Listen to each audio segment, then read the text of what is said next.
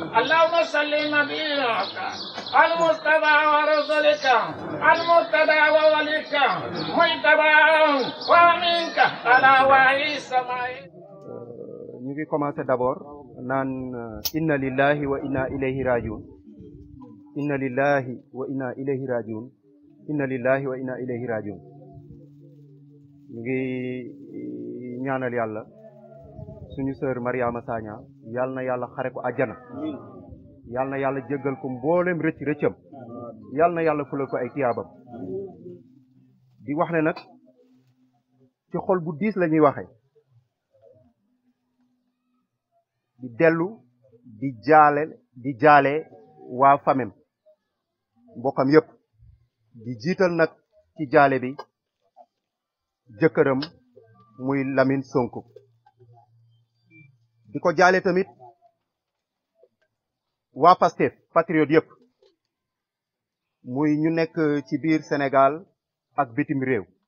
ñu ngi koy jaale ñépp.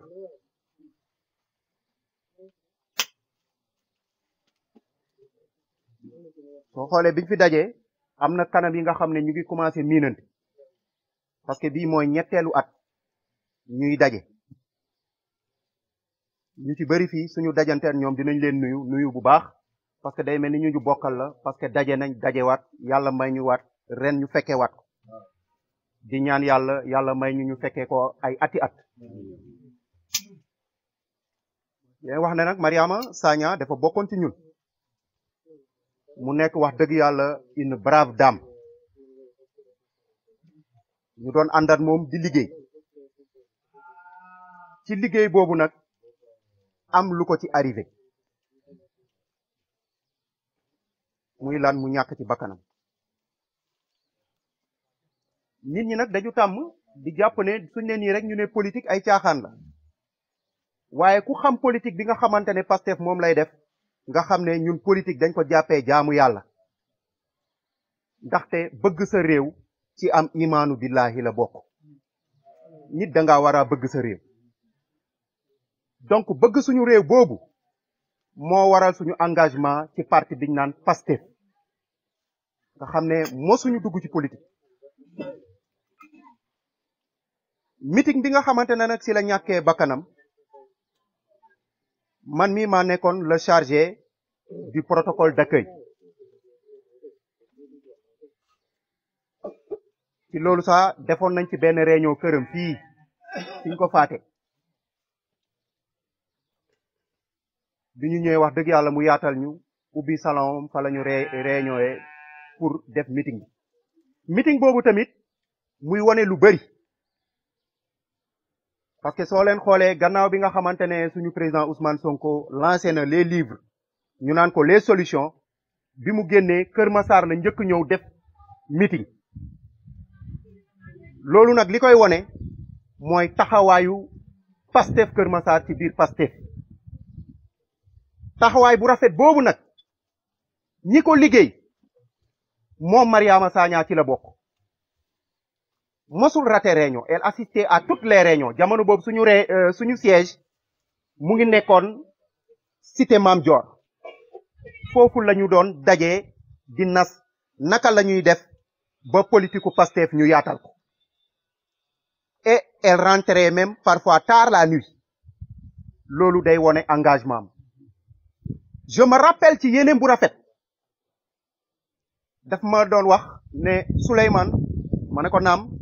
mu ne ma bëgg naa président Ousmane Sonko suy ñëw est-ce que mën ngeen ñu permettre ñu jël benn leket wala ñaar saa la waxoon mu ne benn bi ñu def ci mbooleem fruit bi nga xamante ne ñu ngi koy gis ci réew mi parce que dañu bëgg mbéy mi dox mu ne ñu jël beneen leket def ci mbooleem li nga xamante ne dugub la suñu ñëwee ñu présenté ko ma ne ko Mariama Sagna lépp luy taaral bés bi ku ko mën nañ ci taxaw mu kontaan loolu ànd ak jigéen ñi ñu def seeni hôtesse meeting bi dafa mel ni un grand jour dafa mel ni ki nga xamante ne yaa ngi sukuraat te gis sa place ci àjjanay firdawsi noonu la meeting bi meloon ci moom ñu koy seedeel cofeelam ci suñu président Ousmane Sonko ndaxte wax dëgg yàlla soo gisee Mariama Sagna engagement am loolu day wone ne ku amoon cofeel la ku gëm projet Pastef la te xam na ne suñu dooleelee Ousmane Sonko incha allah Sénégal bi ñu bëgg dinañ ko am loolu ku ko gaaw a xam la di wax ne nag patriote yi yëpp amel nañ ko bor muy patriote yu nekk Sénégal ak bitim réew ñëpp a ko amel bor bi nag mënuñu ko fay mosul génn suñu xol yi waaye fu 6 octobre jotee ak foo mënti nekk ci xaala bi ba mu daj sa xel dina dem ci kenn muy kan muy Mariama Sagna te maanaam sax di nga am koo bokkal mu génn àdduna anniversaire am ñëw sax léeg-léeg nga fàtte ba bis bi weesu waaye ñun loolu mënuñu ko fàtte muy bisu Mariama Sagna bi di leen wax ne nag suñu yéene lu rëy la ci moom jamono bu ñu jaamoo yàlla ñu ngi koy ñaanal donc ñun xaaruñu saa le 6 te gëm naa ne patriote yépp ñu ngi koy def fu ñu jullee rek ñu ngi koy ñaanal te gëm nañ ne ci lu ñu leer yàlla ci yërmandeem Mariama Sagna incha allah mu ngi ci àjjana yi gën a kowe ñëw nañ nag gis nañ jëkkëram ci cadre l'organisation de la journée muy Lamine Sonko waxtaan nañ ak moom wax nañ ko suñu yéene wax nañ ko tamit bés bi am nañ ci cër ñun waa Pastef waaye luñ ci am cër yow mi jëkkëram yaa ñu ci ëpp cër li nga wax ci bis bi loolu la ñuy def fi ñu yem loo fa lañ ci yem ñu ngi sa ginnaaw loo dagal rek loolu la ñuy def di jaajëfal nag càppaacoli bi daj dëpp gi muy kan muy Ousmane Sonko ndaxte wax dëgg yàlla néew na ci nit jël engagement ci politique ñu dem ba 3 ans ñu gis ne yaa ngi koy respecté bi Mariama Sagna gaañoo génne àdduna le président Ousmane Sonko dafa jëloon engagement mu ne les enfants de Mariama Sagna sont les pupilles de Pastef mu ne dina ci taxaw ci seen scolarité parce que tamit yaay bu nekk li ngay séentu ci say doom mooy ñu réussir ñu bañ a rater le train de la vie loolu Ousmane Sonko yaakaar naa ne bi mu ko jëlee ba léegi mu ngi koy respecté ñu ngi toppatoo ay doomam ci njàngam seen njàng loolu nag muy wone la dimension de l'homme mooy lépp lu mu wax rek loolu da koy jëfe donc loolu ñu ngi ko ci sant bu baax Pastef Kër Massar nag dans toute sa globalité parce que tey on parlera de Pastef Kër Massar nord et sud waaye quand il s'agit de Mariama Sagna il y a pas de nord il y a pas de sud on parlera de Pastef Kër Massar lu ñu bokk la kenn mun ko séddoo ci loolu nag patriotes yi dajale nañ lu ñu am génnee nañ li nga xam ne yàlla wërsëgal na leen ci muy nord ak sud lépp ñu dajale ko ci benn enveloppe mu nekk nii incha allah suñu paree ñu jébbal ko Lamine Sonko ngir lan mu dimbalee ko ay doomam parce que xam nañ tamit école mu ngi ubbi te jamono neexul te li ñu bëgg ëllëg suñu yéene mooy ay doomam dem ba réussir jàng alxuraan ba nekk ay xaafisul xuraan bokk ci cadre réew mi dem ba nga xamante ne lii sax parce que lu mu yàgg ñun ñi dañ ciy jóge te ñu ngi ñaan yàlla ay doomu Mariama Sagna suul ñu nañu gudd fan nag waaye nañu suul ñu dem ba nga xamante ne li ñuy defal seen waajur bu jigéen ñoom ñu continuer di ko def di ci invité sénégalais yi di fi invité diaspora bi ak fu ñu mën di nekk saxal ko ba ilaa yow mi diin ba bi nga xam ne saxal ko ba fu soob yàlla donc loolu la ñuy ñaan suñu xool dafa tooy moo tax amuñu fasaa sax wax dëgg yàlla wax li nga xamante ne moom la ñuy sentir ci suñu biir xol waaye li ñuy def rek mooy ñaan yàlla te yàlla moo ne ku ma ñaan ma may la ku ma sant ma dolli la yàlla boroom yërmande la kenn liggéeyalul yàlla lu tax nga mën a am àjjana kenn deful lu ñaaw ba nga xam ne àjjana yàlla boobu war a ko mën a yaakaar donc li ñuy yaakaar rek mooy yërmande yàlla am na ko bëri le na ko ñu ngi koy ñaan ci yërmandem ci barke mboolem waliwu yàlla bu liggéeyal yàlla ba am gërmaanem ci barke mboolem yonent li ko dale ci yonent yàlla Adama ba ci yonent yàlla Muhammad ñu ngi koy ñaanal sallallahu alayhi wa sallam ñu ngi koy ñaanal ci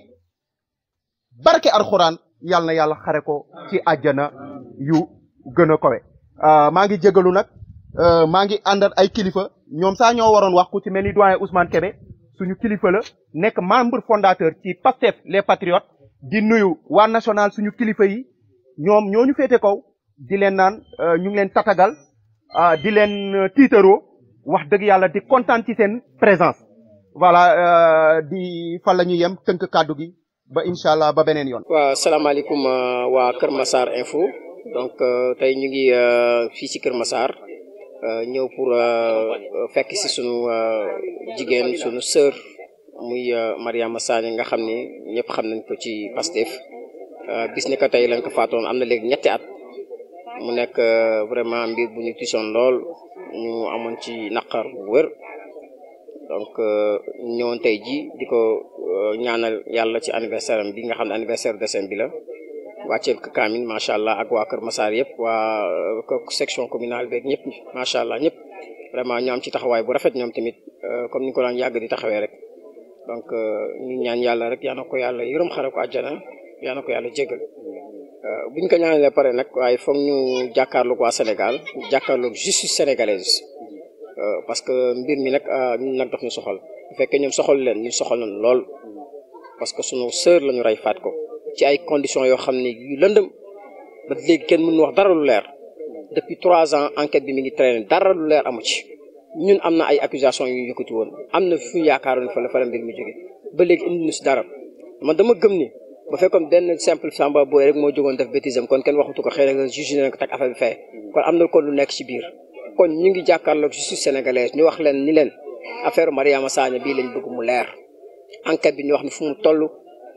wax ni ñan ñoo ci impliqué su ko defee ñu dem procès bu ko defee justice sera faite pour notre sœur Mariama Sagna lii lañuy réclamer et rien d'autre Sénégal nag gis nañ fi justice à 2 vitesses justice ku ma amul ndey ak ku ma amul ndey tey gis nañ Sénégal boo àndee nguur gi moom boo bëggee justice moom dana la koy rendre boo àndee nguur gi da ngay def sax lu la neex kenn du la tëj mais boo àndul nguur gi moom ñoom seen yoon nekku si yow buñ la tooñee seen yoon nekku si yow des fois ñu tooñ la sa tëj la mu nekk loo xam ne vraiment métti na ci ñi nga xam ne moom la justice bi doxee fii Sénégal mbir mi nag moom dinañ ko topp ba fu mu baax ne doone benn comme ni ñu ko waxee rek et on réclame justice que justice soit faite dans cette affaire. waaw macha allah comme ni ko sunu frère boobu waxee léegi rek muy xaritu borom këru Mariama Sagna boobu Mariama ñu duñ ko mës a fàtte à Pastef Mariama duñ ko mës a fàtte tey jii boo demoon tey ci réseaux sociaux yi dem ci page Facebook bi parce que militants yeeg ñi ñeeg ñëpp macha allah ñëpp ñu ngi jël photom def ko statut ak ñaan yi ñu koy ñaan fii ci Sénégal ak bitim réew fu ne kon ñun duñ ko mës a fàtte man mii di wax ak yéen maa ngi jóge ba Dakar ñu ñëw rek pour événement bi pour ñëw ñaan si suñu sœur donc représenté fi ñu bëri ñëpp bëggoon nañ ñëw nag waaye yoon bi xat ba pare yoon yi baaxul yéen loolu moo tax ñëpp mën na ñëw mais ñun Mariama duñ ko mës a fàtte incha allah bu neexee yàlla dinañ continuer combat bi waaw taxawaay parti suñu njaboot si loolu laay ji dugg si macha allah lépp loo xam ne war nañu suñu digganteeg moom rek ñu ngi koy dox macha allah ñu ngi nemmeeku njabootam ñu ngi leen di tim toppatoo comme ni ko président Ousmane Sonko diggee woon rek donc def nañ si sànq ay témoignages sànq bi ñu wàccee kaan ba pare am na ci def ay témoignages wax vraiment jëf yu rafet yi nga xam ni parti mi ngi koy jëflanteeg njaboot gi macha allah di jàppale xale yi bu baax a baax macha allah donc te loolu suñu wareef la nu war la nag parce que nag Mariama dafa nekkoon koo xam ni kenn la woon si ñun waaye ku amoon taxawaay la tamit ci parti bi ci engagement am dafa jàppale Pastef bi xeex ba daanu nekk shahid nekk martyr ñëpp gis nañ condition yi mu daanoo gëm parti bi nag def si léppam vraiment donc duñ ko mës a fàtte incha allah. waaw ñun actuellement nii comme ni ma la ko waxee rek ñun affaire bi daanaka xamuñu ci lu bëri la justice du moins l'affaire est pendante au niveau de la justice jàpp nañ ni bu fekkee ni jàpp nañ les meurtriers mais normalement kon procès war na am enquête waroon na am procès am lan moo tax dossier bi di traîner ah comme jàpp nañ ni ki ka faat mais kon nan dem procès lan nu wax au moins ñu leeral voilà ñun loolu la ñu bëgg voilà il faut que justice soit faite quoi dama gëm naa ne bu fekkoon keneen la koo xam ne ku mu nekk ci pouvoir bi la ci moo nekkoon à la place de Mariam mais kon kenn waxatu ko kon def nañu comment la lumière sur cette affaire là mais malheureusement comme on est passif voilà donc ñun moom kenn faalewuñu donc ñun moom toujours vraiment voilà c'est passif on s'en fout quoi mel ni kon ñun bokkuñ ci réew mi quoi alors qu'on est des citoyens comme tout le monde voilà loolu il faut que ñu bàyyi ci xel. asalaamaaleykum tey jii nekk bés bi nga xamante ni ñu ngi koy fàttalu kenn ki nga xamante ni suñu la bokkoon mu yaay Mariam jëfam ju baax gi mu sekkaloon ak ñun ji ba tax ji tey ñu koy fàttaliku. lu benn kilifa du mag doon wax mun nañ ne dalu ko muy àdduna leen dong laa fi ragal dee ñu fàtte ma te bu gis ndayu passé fii tey ñun taxawee xam nga ni suñu yaay jooy kenn fàttaliku ko te nit ku nekk nag li nga ñaan si àdduna mooy nga bàyyi ko fi bàyyi sa ginnaaw ñoo xamante ni ñoo lay fàttaliku di la ñaanal te suñu yaay jooy gi loolu dal na ko di ko ñaanal suñu borom xare ko si àdduna yi gën di ñaan suñu borom tamit gën ñoo tas ay barkeem ndax lii mu am de tey jii ku nekk si ñun bëgg nga ko nga génn àdduna say mbokk taxaw la di la ñaanal xam fu la jekk ndax bëri na fi ay nit ñi nga xam ne génn nañ àdduna tey jii kenn xamul fu leen jënd réere nañ seen mbokk ay ñaan comme lii suñu yaay ji am ñoom amuñu ko kon suñu xol moo fees mais ñaan buñ koy ñaanal ñu ngi koy séddeeg suñu borom di ko ñaanal yàlla na ko fekk fa mu tëdd di ko ñaanal fu mu nekk gënoo ko téeméeri junni yoon fi mu jógee te mu xam ne yéetal na nu ndax tey jii suñu sañoon lépp lu ñuy dugg mu fekkee ko mais lu suñu borom dogal nag nangu rek moo ñu si war a fekk kon di yemale foofu seeni kàddu mi sànq cant nag bu baax a baax Babacar Faye Pastef GPS Kër Massar Nord. maa ngi nuyu ñëpp ñi nga xam ne tey jot nañ déplacé wu ñëw ci journée commémorative du décès de notre grande sœur et camarade patriote Mariama Sagna. voilà journée bi nekk journée boo xam ne journée fàttaliku la ci lépp li nga xam ne ak mën naa ne reconnaissance si acte yëpp yi nga xam ne sunu sœur jotoon na koo posé pour Pastef Kër Massar pour la jeunesse Kër Massaroise pour aussi mboolem population bi nga xam ne mu ngi yeewoo fii Kër Massar ñun jeunesse patriote mënuñoon dara def dara lu dul tey bés bii tey ñu teewee ko parce que yaakaar naa ne c'est journée la bi nga xam ne bu important la pour ci calendrier Pastef te désormais jàpp naa ne le 6 octobre dina nekk date bi nga xam ne Pastef national ak Pastef diaspora ak monde entier dinañ ko di fàttaliku sunu sœur bi nga xam ne mooy Mariama. ñun nag jeunesse patriote ñoo ngi renouveler sunu engagement envers la cause maanaam cause patriotique bi nga xam ne moom lañ yàgg a prôné ñoo ngi renouveler sunu engagement ci cause boobu noonu di woo képp kuy jeune dëkkee fii Kër Massar Nord mu rallier mu jege ñu ndaxte sunu gox moo ñu ñor Kër Massar ca kaw ca kanam encore une fois jërëjëf. maa ngi tudd Ousmane Sagna maa ngi wax sama kaddu su ma juumee loolu mooy sama yéene alors su ma juumee du ma mooy sama yéene xëy na xol bay fees maa ngi nuyu waa Pastef ñu nuyoo suñu kilifa Ousmane Sonko sam papa sama trondoor si équipe am yëpp si reconnaissance bu ñu am si suñu famille Lamine dafa nekk sama goro nag sama papa nekk sama xarit lépp lu Pastef def si xale yi mun naa ne chaque semaine ou chaque mois Ousmane Lamine dana ma rendre compte donc maa ngi remercier Pastef parce que mot nañu kilifa loolu mooy àndandoo bu keneen jógee àdduna ñu ko bañ a fàtte ñu Pastef loolu fa taxaw ba léegi am na ñoo xam ne ba leen àndandoo bu rafet même pas 24 heures bu keneen génnee rek nga daal koy fàtte mais si Pastef gisuñu ko si loolu moo tax ma ne la dina am kàddu tuuti dina remercier si seen taxawaay bi Lamine chaque fois école bu ubbee dana ma rendre compte lu ñu inscrire xale yi ak seen lekk bi loolu dafa neexul am gis nañ fi ñu dee si politique gis nañ fi lu dee si lan si service mais jour ba lu la suulee rek service surtout service administratif fàtte na la ñu seeti leneen mais Ousmane Sonko gis ñu si loolu waaw mu ngi koy ñaanal ci lu mu solo si réew mi na ko am mu jig ko mu jig ñu ñëpp sénégalais waaw parce que Ousmane Sonko lu sénégalais séntu si moom dafa rëy boo xam ne kenn xamul fu mu toll parce que réew mi fu mu nekk nii du man maa leen ko wax yéen xam ngeen ko yéen a ngi vivre au Sénégal kenn nekkul étranger ñëpp fi la ñu nekk waaw bu dee sonn nañu xam ngeen ko bu dee baax na ñun xam nañ ko maa ngi ñaan ngeen di jégalu ma sama kàddu du sore loolu la am pour ma jaar nuyu leen ngeen baal ma ci ak. asalaamaaleykum mbooloo mi maa ngi tudd Cheikh Tidiane Cissé ginnaaw su ma leen nuyoo yéen kilifa yi fi toog ci suba ba léegi nuy famille dem ci yàlla Mariama Sagna ñi fi nekk jëkkër yi ak yeneen mbokk yi ak patriotes yi nga xamante ne ñu ngi fiy toog ñu ngi sant yàlla fii la mën a commencé am na ñi dem tey ñu ngi soxla ñaar ñetti nit leen di fàttaliku mu tëleen amaana seen jëfin la wala seen doxin la amaana loolu la yàlla dogal waaye nga dem tey jii bis bi saa yu jotee lu mu bon lu ëpp fukk nit nay daje fàttaliku jour boobu boole si ay ñaan am nañ gëm-gëm ne suñu borom dina am lu mu téye si ñaan yooyu kon yàlla na suñu borom nangu ñaan yi dem ci Mariama Sagna ak mbokk yi yépp ñi ngi ñaan jëkkër ji muñ na waaye na gën a muñaat jàmbaar la di apporter nag benn témoignage ci moom wax dëgg yàlla lii ñuy def nii man na ko bis bi ñëwaat mu ne damay ñaanal sama jabar wallahi man na ko waaye yàlla dogal na ne booba ba léegi saa yu bis bi jotee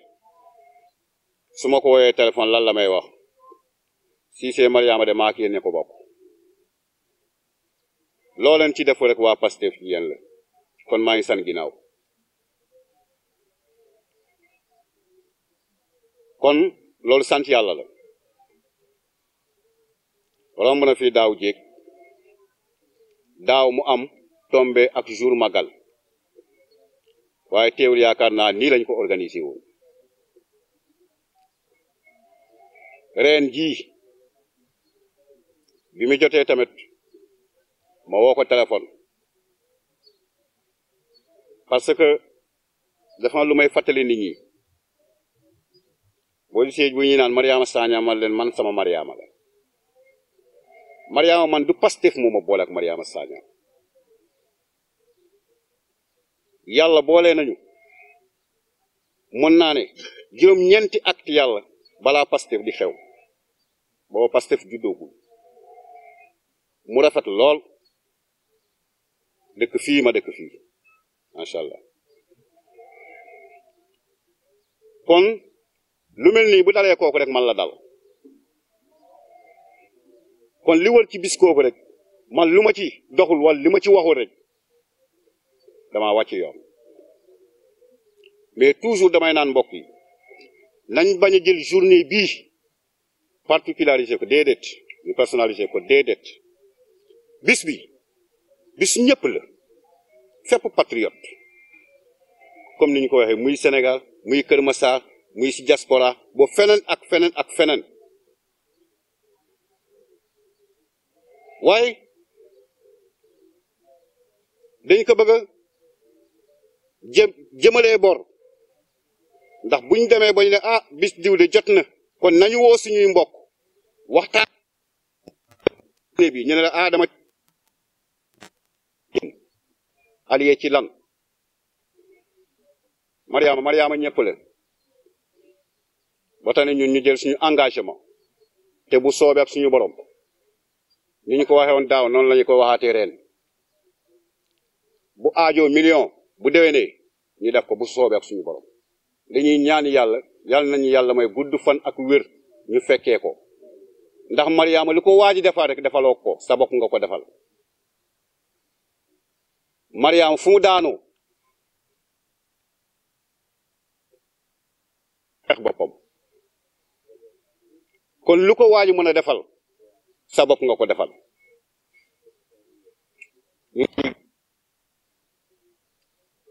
gërëm ci mbokk yi waaye nag patriote yi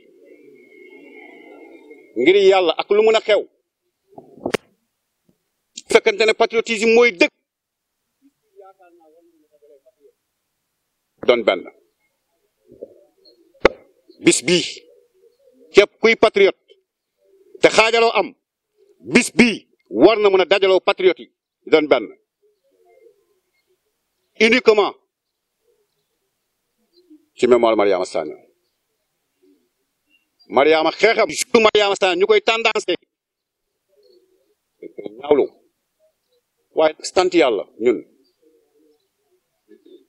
yaakaar naa daaw bi ñu fi kii woon man maa ne woon vraiment soxaluñu fi sax média soxaluñu fi sax benn couleur parti politique même Pastef bi mu bokk bu fi kenn indi sax ci seen Pastef nañu sol bi yiw ñëw toog ñaanal ko te bu ñi nag bu déggee ba léegi ñëpp di ma naan Cissé waxal dama leen ni la lañuy wax na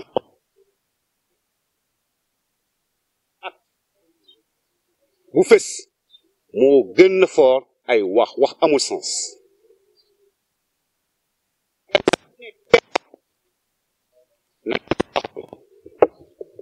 te fàttal naa leen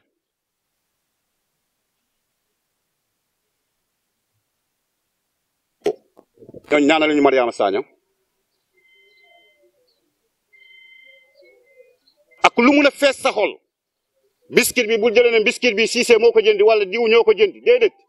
dañ koo teg fii ngir mémoire ki dem muy Mariama Sagna waaye nañ ko jël waaye nañ ko ñaanal kenn ku ne boo toogee sa kër mën a jëndi sa biscuit ku toog sa kër boo bëggee laax ku toog sa kër boo bëggee jënd sa boisson jëndi ko waaye ñaan bu nangu mooy ci xol bu set nañ bokk yéenente jàmm dox si jàmm wax si jàmm bàyyi manipulation amul sens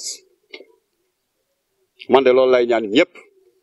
encore une fois di tàllal loxo képp kuy patriote tey jii amoon naa yaakaar ne journée bi tey suñu kilifa yi nga xamante ne ñu ngi bureau national jaaxal ci dox ci la commission des sages mujjee convoqué ay ni pour Kër Massar ñu doon benn kon ñu amoon yaakaar bu fort ne bis tey jii bis Mariama ji war mën a ay frère am ak ay sœuram mais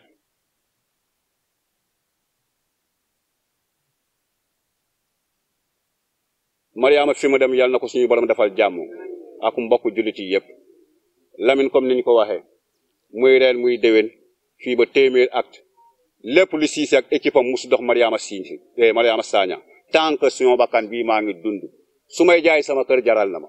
sama diggante ak moomu la juróom-ñeenti acte la balaa Pastef di juddu du Pastef fay dindi loolu maa ngi jégalu ci kàddu bi vraiment di masawu ñu def déplacement bi di rafetlu bu baax ngu suñu ñaan yi